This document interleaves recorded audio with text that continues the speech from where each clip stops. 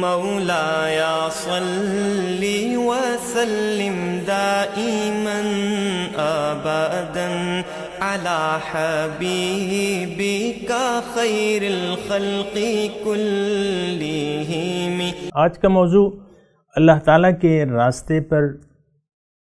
مختلف منازل کا پتہ چلنا کیا ضروری ہے۔ یعنی ایک انسان نے اگر اللہ کو اپنی منزل بنا کے اللہ تعالیٰ کے راستے پر چل رہا ہے اور اس کا نصب العین اللہ تعالیٰ کی رضا ہے، یعنی زندگی گزارنے کے لیے یقینی طور پہ ہر سالک کو، یعنی سالک کا مطلب ہر اللہ تعالیٰ کے راستے پر چلنے والے کو اللہ تعالیٰ کی رضا حاصل کرنا ضروری ہے۔ تو سوال یہ ہے کہ اس راستے پر چلتے ہوئے مختلف منازل کا پتہ چلنا ضروری ہے۔ یعنی اس کی مثال اگر میں آپ کو دوں تو مثال کے طور پہ میں مردان سے جا رہا ہوں بائی ٹرین کراچی، اور کراچی میری منزل ہے، تو نوشیرہ سے مثال کے طور پہ میں ریل گاڑی میں سوار ہوتا ہوں تو اٹک آتا ہے، پھر پنڈی آ جاتا ہے، پھر اسی طرح مختلف منازل پہ گاڑی رکتی ہے اور مختلف اسٹیشنوں پہ آوازیں آتی ہیں، یا وہ پتہ چلتا ہے کہ بھئی یہ لاہور آ گیا، یہ گجرانوالہ آ گیا، یہ فلانا۔ تو کیا اللہ تعالیٰ کے راستے پر بھی ایسا ہونا ضروری ہے؟ دیکھیں، یہ سوال تو ذہن میں آتا ہے بے شک، لیکن بات یہ ہے کہ ایک بات جو ہے نوٹ کرنے کی ہے کہ اللہ تعالیٰ کو اپنی منزل بنا لینا یہ زندگی کی، یا مقصد حیات جو ہے اللہ تعالیٰ کو بنا لینا،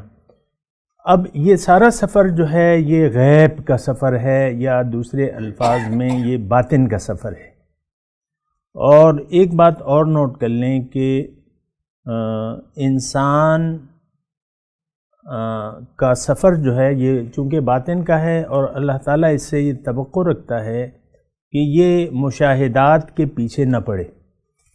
یعنی کشف کہ بھئی مجھے کشف ہو رہا ہے، میں یہاں ہوں، یہ وہاں ہوں، اللہ تعالیٰ یہ توقع رکھتا ہے۔ اور بلکہ اس سے سورہ بقرہ کی پہلی آیات میں یہ ہے کہ الذین یؤمنون بالغیب، کہ یہ اللہ تعالیٰ کے وہ بندے ہیں جو کامیاب بندے ہیں، وہ یہ ہیں کہ یہ غیب پر ایمان رکھتے ہیں، یعنی جو نظر نہیں آ رہا اس پر یقین رکھتے ہیں۔ ایک بات تو یہ ہے کہ یہ سارا سفر جو ہے یہ یقین کا سفر ہے، کہ اللہ پر یقین کے ساتھ ہی اس سفر کی آپ ابتدا کرتے ہیں اور سفر کرتے چلے جاتے ہیں۔ اب اس میں یہ کوئی حصی سفر نہیں ہے، یہ بات نوٹ کر لیں کہ آپ کو مختلف منازل کا پتہ چلے گا، جیسے ظاہری طور پہ آپ سفر کرتے ہیں، تو یہ کوئی حصی سفر نہیں ہے، یہ باطنی سفر ہے اور یہ روحانی سفر ہے۔ اور روحانی چیزیں جو ہیں، یا جو چیزیں باطن سے تعلق رکھتی ہیں، وہ پردہ غیب میں ہیں، اور اس کا پتہ چلنا آپ کو ضروری نہ ہے، نہ کوئی شرط ہے یہ کہ آپ کو اپنی منازل کا پتہ چلے کہ میں کہاں پہ ہوں، یا اس طرح، یہ کوئی شرط نہیں ہے۔ بس اللہ کو منزل بنا کے اللہ کے راستے پر نبی کے طریقے کے مطابق چلنا اور چلتے رہنا موت تک، یہ آپ سے تقاضا ہے۔ اور اس کے علاوہ بہرحال چونکہ سوال ہے تو میں اس کا یہ بھی جواب دیتا ہوں کہ اللہ تعالیٰ، یہ پھر اللہ تعالیٰ کی مرضی ہے کہ آپ کو آپ کے مقامات دکھائے یا نہ دکھائے۔ بعض لوگوں کو مقامات معلوم ہو جاتے ہیں، لیکن مقام معلوم نہ ہونا میرے اپنے خیال سے زیادہ بہتر ہے، کیونکہ بعض اوقات آپ کی روحانی حالت اچھی ہوتی ہے، آپ کوئی اچھی حالت دیکھ لیتے ہیں، پھر انسان جو ہے مختلف نفسانی تقاضے اس کے سامنے پیش آتے ہیں، تو پھر کہتا ہے کہ میں نے تو جنت دیکھی تھی، اور میں نے یہ وہاں گیا تھا اور اس سے فرشتہ آیا تھا، میں نے بات چیت کی تھی، بس اب خیر ہے تھوڑی سی نفسانی تقاضے۔ تو یہ اس طرح انسان کمزور ہے، اگر اسے باطنی سفر میں کچھ مشاہدات کا پتہ چل بھی جائے تو یہ اس کے لیے نقصان کا، بہت سے لوگوں کے لیے یہ انکشافات یا باطنی مقامات کا پتہ چلنا جو ہے وہ نقصان کا باعث بن سکتا ہے، کیونکہ انسان کمزور ہے۔ انسان کو اللہ تعالیٰ نے کمزور پیدا کیا ہے، تو جب کمزور ہے تو اس سے یہ باطنی مراتب پوشیدہ رکھنے میں اللہ تعالیٰ کی بہت بڑی مصلحت ہے۔ مثال کے طور پہ حضرت عمر کا جو مقام ہے، مرتبہ ہے، جو حضور صلی اللہ علیہ وسلم نے ان کے بارے میں ارشاد فرمایا ہے کہ عمر جس راستے پر جاتا ہے شیطان اپنا راستہ بدل لیتا ہے، لیکن وہ اپنے طور پہ یعنی اپنے آپ کو اپنی حالت کے بارے میں اتنے حساس تھے کہ جب امیر المومنین بن گئے تو ایک صحابی سے انہوں نے یہ پوچھا کہ دیکھو تمہارے پاس نبی کا راز ہے، مجھے یہ بتا دو کہ جو منافق کے نام انہوں نے تمہیں بتائیں کہیں اس میں میرا نام تو نہیں۔ تو یہ دیکھیں حضرت عمر اور پھر ان کا یہ سوال و جواب، تو بہرحال یہ چیزیں جو ہیں اس کو تو انسان بھلا ہی دے تو بہتر ہے، یعنی باطنی مقامات کا دیکھا جائے گا، پتہ چلے گا روز قیامت کے دن پتہ چلے گا کہ کون لوگ جو ہیں وہ کس کا کیا درجہ ہے، یہ قیامت کے دن پتہ چلے گا۔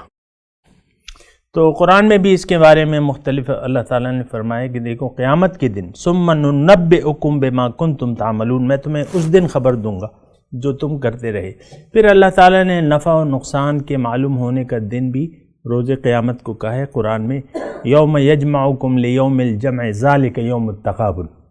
جس دن میں تمہیں جمع کروں گا اس جمع کرنے والے دن، اس دن تمہیں پتہ چلے گا کہ کون نفع میں ہے اور کون نقصان میں ہے۔ تو ایک بات بالکل واضح ہونی چاہیے اور یہ یقین ہونا چاہیے، یعنی یہ ایک بات مسلم ہے ہمارے یہاں کہ ہمارا جو مومن کا ایمان ہے وہ بالغیب ہے۔ حضور صلی اللہ علیہ وسلم خود فرماتے ہیں کہ اگر میں جو دیکھ رہا ہوں اگر تم دیکھ لو تو تم بہت رو اور کم ہنسو،